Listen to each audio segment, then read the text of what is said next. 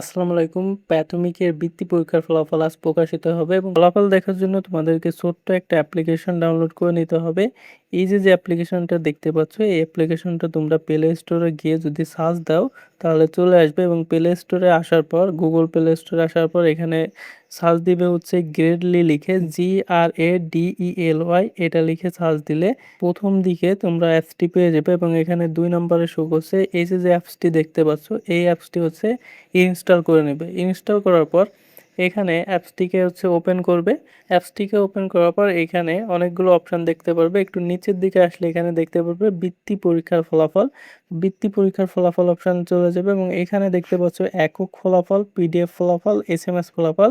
SMS অপশনের result দেখার জন্য তোমাদের হচ্ছে এখান থেকে অ্যাপসের এসএমএস ফলাফলে যেতে হবে এবং এসএমএস ফলাফলে গেলে এখানে এসএমএস ফরম্যাটটা দেখতে পারবে। এসএমএস দেওয়ার জন্য তোমাদের ডিপিই টাইপ করতে হবে, তারপর হচ্ছে থানা কোড দিতে হবে, রোল নম্বর দিতে হবে, তারপর হচ্ছে 2025 সাল দিয়ে তোমাদের সেন্ড করতে হবে 16222 এই নম্বরে। প্রথমে ডিপিই, তারপর হচ্ছে তোমাদের থানা কোডটা কোথায় পাবে? অ্যাডমিট কার্ডে পাবে। যদি অ্যাডমিট কার্ডে না দেওয়া থাকে সেক্ষেত্রে তোমরা কি করবে?